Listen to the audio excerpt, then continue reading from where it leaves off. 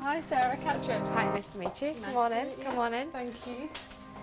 Hello. This is my mum Jane. Hi Jane. Hi, how are you? Nice to meet you. Oh, you got bruise on. Yes. Nice. It was just a few weeks after Sarah Yurt's wedding that she found out she was pregnant. It was all planned and she was delighted. Everybody had talked about the 3D scans, so we thought, oh, we want to see the baby in 3D. It was private, it wasn't at our hospital. The sonographer had put on the baby on the screen. She had started, there's feet, legs, oh, you're having a wee girl. I know she went up the body, and then when she got to the baby's head, there was nothing from above the baby's eyes, basically. There was no skull or brain formation. Sarah's baby had anencephaly, which occurs in about 6 of every 10,000 births. There's no treatment, and babies with it die before they're born or shortly after birth. And this is your scan that you got? Yeah. The skull wasn't formed, there was nothing above that. It should be round, and it's not. So the baby wasn't going to be able to survive. As soon as the baby was cut from me, if you like, if it was when the umbilical cord was cut, that's when baby would have passed away. And when I realised what the baby wasn't going to survive and how bad the condition was, I thought that I couldn't continue on for 9 months, and people asking me when you were due and was your nursery set up and did you know what you were having. To not have a baby at the end of it, I just felt like I couldn't go through with that. We didn't call it an abortion, we said we wanted a medical termination, and that's all it is. And they said, sorry, we can't help you. And we were absolutely shocked. We were like, what do you mean you can't help? And they said, sorry, with the law here, we can't help you. You'd have to go abroad, go across the water. Unlike the rest of the UK, abortion is illegal here in Northern Ireland in almost all circumstances. That meant that at 21 weeks pregnant, Sarah had to travel to London to have her abortion. It's that experience that means she's involved in this court case. What was the experience like, making that journey, going all that way? Awful. I should have been at home with my family around me, my friends supporting me. Sarah started her fight in court with a judicial review 2 years ago. In 2015, the Northern Ireland Human Rights Commission brought the case to extend the grounds for abortion. The judge in the case ruled that women who were victims of rape or incest and in cases of fatal fetal abnormality should be allowed abortions. But this ruling was appealed, and campaigners are waiting for a decision from the appeal court. Sarah's also being backed by Amnesty International. Grania, Hi, nice to meet you. Well, Well, Northern Ireland's laws date back to 1861, and unlike in the rest of the UK, the 1967 Act doesn't apply in Northern Ireland. So it means that with the exception of where a woman's life and her long-term physical and mental health are at risk, abortion is illegal in every other circumstance. So our laws force women who have been raped, they force girls who are victims of incest to travel to access abortion services. what's the result you're looking for from this court case? With this case specifically, we want the court to find that our laws not only breach a woman's right to privacy, but also that our laws amount to cruel and degrading treatment and are obviously discriminatory against women in this part of the UK. Because if Sarah Yurt and women in those circumstances lived in another part of the UK, they would have been able to access abortion lawfully. But here, our law treats women like Sarah as a criminal. We shouldn't have been in that situation. We should have been at home with our medicals and in our hospital. Nobody knows when this is going to happen, or it could happen again. I have a sister, female cousins, women constantly contacting us. Abortion is such a sensitive issue here, and there are many opponents to Amnesty and to Sarah, those who don't want to see any extension to the circumstances in which abortion is legal, and so have involved themselves in this court case. So I'm off to see an anti-abortion group now. They're called Precious Life, and they set up a stall outside the university here every week to talk to the public. Bernadette, Yes, hi, I do. Katrin, nice to meet you. You too. Is this your team? Yeah, these are just the ladies, our Queens Pro Life Group. They're part of the outreach here. Oh, Yeah, Lucy is the chair of the Queen's Pro-Life Society here. Hi, Lovely to Lucy. meet you. Lovely to meet you. So she organises the outreach here every week, and you get really good reception. I believe that every life deserves to be protected, you know, both women and children, and I don't think you can sort of rank the value of a human life based on anything, you know, if someone has a disability or based on the circumstances of conception. I think you have to protect everybody. This case in the court is about women who have been raped or have been subject to incest, or where the baby will never live outside of pregnancy. It will die as soon as it's born. We would argue, as a third-party intervener in that particular case, that every child should be protected in law, policy and practice, and that the law here should not be changed. While the child's in the womb, that child is alive and kicking.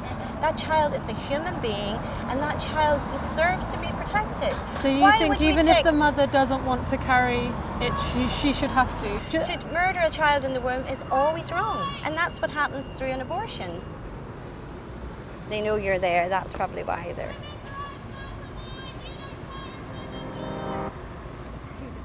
So do you have any sympathy with the pro-lifers? They're obviously unbelievably passionate about this, and they, through their eyes, that baby, that unborn baby, is just the same as you or I.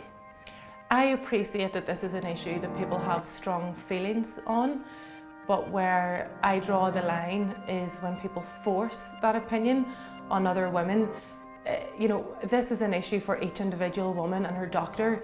It's no one else's business, it's a private matter. What is it like for you listening to the stories of the women that come to you? It's enormously difficult. I'm obviously speaking to these women in my amnesty capacity, but as a woman myself, I can't imagine what it must be like for these women in these circumstances to be told that your pregnancy isn't viable, or to be a victim of rape, to be a child who's a victim of incest where there's familial rape, and to be told by doctors here, we can't help you. I mean, abortion is not only a healthcare and human rights issue, but there is a socio-economic dimension to this. Women who have money will always be able to circumvent the law here because they can afford to travel. Women who live in poverty don't. In 2015, the BBC polled the Northern Irish public on this issue. 84% of people asked said abortion should be available in cases of rape. 67% said it should be in cases of fatal fetal abnormality. Precious Life dispute the findings of this survey. 84% of people in Northern Ireland said yes in cases Was of rape. everybody in Northern Ireland asked 75. them? Yeah. No, and See, I'm that's sure the that thing. when you do polls, you don't ask everyone. Yeah. as well. While we're looking at the results, a member of the public starts ripping up their leaflets behind us. No, she's just doing that for attention. Yeah. Thank you very much. Hi there. Thank you. Hi, I just think that you're spreading these. My son is upsetting my son Really? seeing these images. Okay. Do you think that you have the right to do this to other people walking past? Do you think it's a woman's right to make this decision and not you and your absurd religious ideas? Don't you think a woman has the right to choose? Well, I think you've answered our question and yours. You're in favour of abortion. People who's going through enough I as it know. is. No, God bless that wee child. There is plenty of anger directed at the stall, but some also want to hear their arguments. Circumstances it is necessary. And what circumstances? If the girl was raped or sexually abused or what you call it, incest. But is it the child's fault? No, it's not the child's it- fault, right, but it's okay. not the girl's fault either. Right, okay. Well, why should we punish the child? Okay, I know what you're saying. Yeah, Yes, no, yeah. I hadn't thought about it then. Yeah, that's Thank your you. bye. Hi, there you go. Yeah, well, I wish we came out when we arrived because we are on borrowed time. Come on, Maura, we're head get the car. Do you usually have people who are more in favour of your message? Variety of different views and viewpoints, but I mean that was basically for your eyes only, that set up there. I mean, we don't have the problem at all with. I mean, did you you think set her up? I knew you were about to say that. Right, I definitely okay. didn't set her up. Well, no, I think normally, I mean, you have different opinions. It's a Like, very emotional issue, well, isn't it? Well, it's not really, because it's quite black and white. What I'm saying is here, it's wrong. Obviously, for a lot of people, it's not wrong, though. Well, you know, that might be their opinion in this day and age, but they're blinded. And it's important that they are informed, and that's what we're here to do.